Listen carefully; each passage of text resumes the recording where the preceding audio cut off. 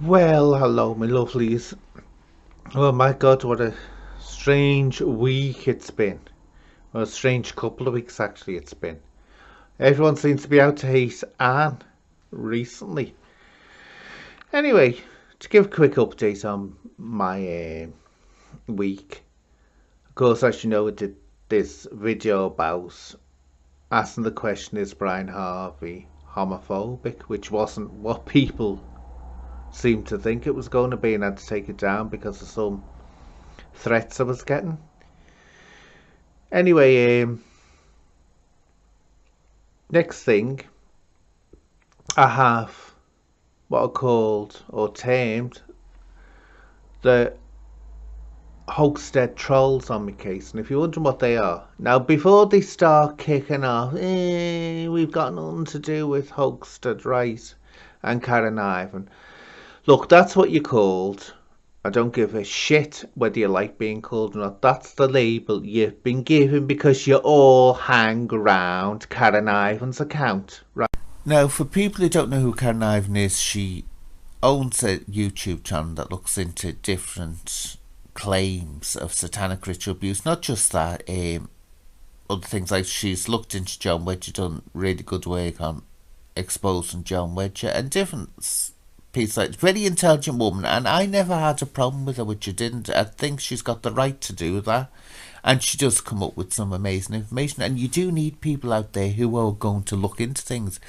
But what really pisses me off about Karen, and I told her this ages ago and she ended up blocking me for this, she has what can only be termed as some very disturbed tweeters and YouTubers following her who go out and try to destroy anyone that they disagree with, or as I'll discuss later on, or if you talk to anyone they don't like, they'll do anything, they'll dox you. And in one case, which was absolutely disgusting, some poor woman who'd lost her daughter was literally being pushed and pushed when it was obvious that she was very close to suicide. And this thing wouldn't give up on her. Now, Karen associates herself with them and congratulates them for the stoic work. And that's what put me off her. But the end result was exactly what I said. Karen Ivan's channel hasn't grown. And that's the result of associating herself with things like that. She should have blocked them straight away and had nothing to do with them. But be for her, she'll never get anywhere as long as she's hanging around with that group of people. But that's Karen Ivan for you.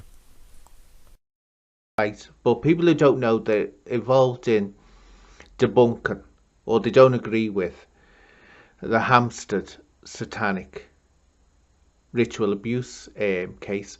My view on that is I'm not going to go into it. I've said this. I'm not going to discuss that case because people have asked me to, for the simple reason is that those children are very close to being adults.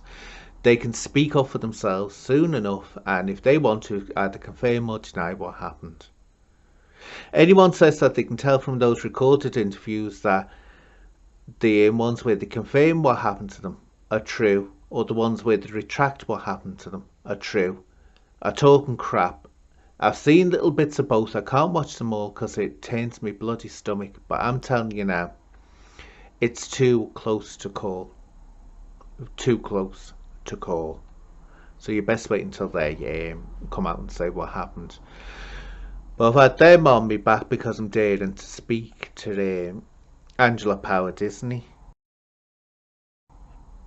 And apparently, because the two of us have agreed on one subject, the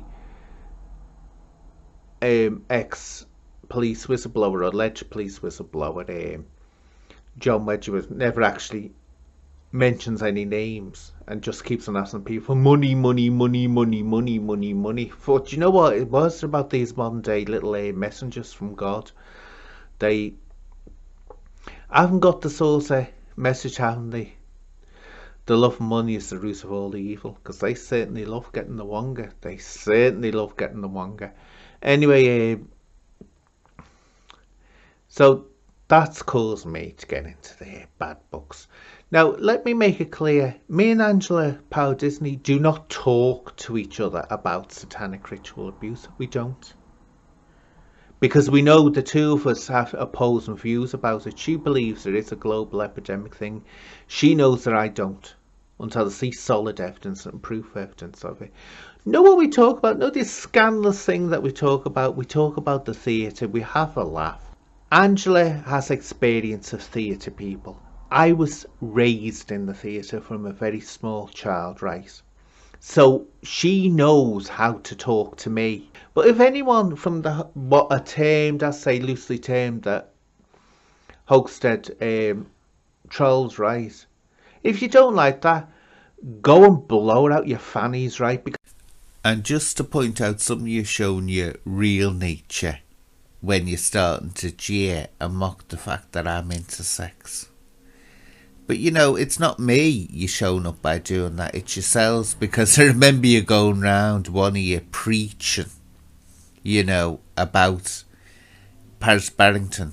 For people who don't know, that's a trans woman, being called a man in a dress, and now you're doing worse to me. Anyway, that happened. Then, of course, something happened this morning. I thought, what the hell way do I take this? Especially after what happened over Brian Harvey and, getting threats off a couple of his fans. And I say it wasn't all of them. Now, for people who don't know, Peter Mahoney, he's also known as Wildman and is associated with Shaun Attwood, the podcaster. Now, I met Wildman when I was being interviewed by Shaun. Well, the two of them interviewed me, and I've said it from day one, I got on better with Wildman. Even though people said he was saying things that they thought was distasteful or insulting to me being intersex, it didn't bother me. That's just the way he is. But I got the impression from Wildman, nothing shocks Wildman. Someone coming in, a trans woman, whatever, if you came in with a carrot stuck up your arse, that wouldn't faze Wildman. You get the impression he's seen it all. Nothing shocks him. Nothing surprises him. He just gets on with it. That's it. He doesn't get shocked. Where Shaun definitely was the opposite. And that's why I don't... This thing about, oh, my transgender friends. He doesn't have transgender friends. He was looking at me at times. He also couldn't see him as if I was, just stepped off a spaceship and had 3 heads. And that's why I was very... If you see me in the interview, I'm not comfortable. I'm not comfortable at all. And he isn't comfortable with me, you can tell, because he hardly looks at me. But anyway, so that was it. But Wildman has been a few times, but leaving the comments, rare like, but he does, saying, oh, hi, you're looking beautiful, honey, and all this business. And I didn't answer him because I thought, he knows I'm arguing with his best mate. He must know. Shaun Attwood's his lifelong best mate since they were kids, and I thought he must know that. I said, why is he cooing all around me and asking me to go for a coffee with him and all this? So I didn't answer. I didn't even feel comfortable. No, I thought I could be getting led into a trap here. A very dangerous trap, because I may like him, Wildman, but I'm in no doubt he's a very, very dangerous man, and I very much suspect he's got psychopathic tendencies. And I don't mean that, before anyone goes, that's not like bleeding psycho, a knife in the shower. You can be a psychopath and not actually go out and kill people, but I'm in no doubt that, Anyway, just see what you think of this. This came through this morning. What it says is, I would kill for Shaun, and that's a fact. Now, what do you think of that, people? I mean, I've looked at that and I've thought, is that a threat, or is he just making a statement that he'd kill for his friend Shaun? Or is it actually a threat towards me? Because what people don't know, behind the scenes, I've been having a bit of having a few words with Shaun about, things that I've seen happening that are pretty dangerous, like over this Carly situation, which I find extremely dangerous, and I find that he's exploiting certain things, and I've had to go at him. For people who don't know, Carly is the young woman who was being trafficked, and she has autism, and she attempted suicide in his house the other day. And I tried to warn him when I first heard that he was interviewing her, to be very, very careful. I mean, this very delicate woman, and he's putting her in a dangerous situation, but of course he never listens. He doesn't listen, Shaun. Now, Wildman must know about this. So, thus, is that a warning? I don't know which way to take it. Is it frightening me? Not really, no. Because, one, I can assure you I can handle myself. I'm not going to be stupid enough to meet up with him. And I don't know. I mean, if you're watching this, Peter, and I've got you all wrong, you didn't mean like that, I'm sorry. And I apologise to you, but it does look odd. Especially since what's been happening with Brian Harvey. Now, let's get on to Brian Harvey, Mademoiselle Brianata Harvey. For those who don't know who Brian Harvey is, that's the vast majority of the population of the planet.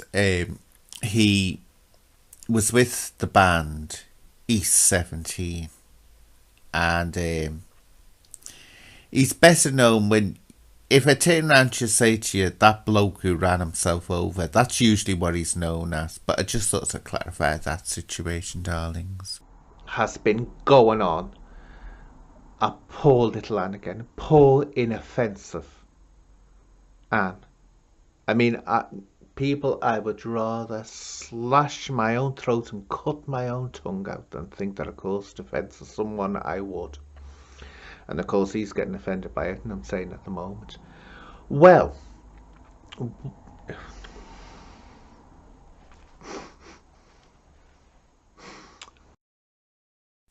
Oh, I do apologise, darlings. I had to take a little break there. It was all getting too much for me. After all, I am human. I am only human.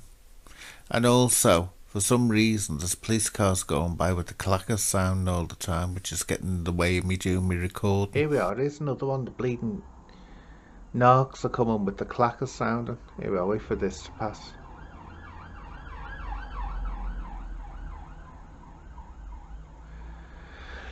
Anyway, as I was going to say before, the Bayside police rudely interrupted me. Brian Harvey, yeah, he was going on in his one about where he calls me very rudely, very insultingly, poo-poo gob. How dare he? Someone of my standing and calibre being spoken to in that disrespectful way. Anyway, he called me poo-poo gob, but he said something at the end, didn't he, about that Tom Watkins, his ex-manager, who he has nothing but bleeding admiration and love for, that things like me used to walk round his nonce parties. Brian, darling, ducky, can you answer me this question? What were you doing being invited to his nonce parties? Got your back, a bitch. So anyway, I'll leave it at that, my lovelies. But what a strange week. But let's say, Peter, I'm sorry if I've said something there that's insulting to you. But it did look strange. And Shaun Attwood, you start being a good boy. You start being a good boy, because you're being naughty, aren't you? You're being naughty, and you're being naughty to Anne as well, aren't you? You're being naughty to Anne. You were rude to Anne the other day. I can assure you, Anne does not have wet dreams about John Wedger. I can assure you, it's disgusting. Very. Anyway, until next time, my lovelies. Bye-bye.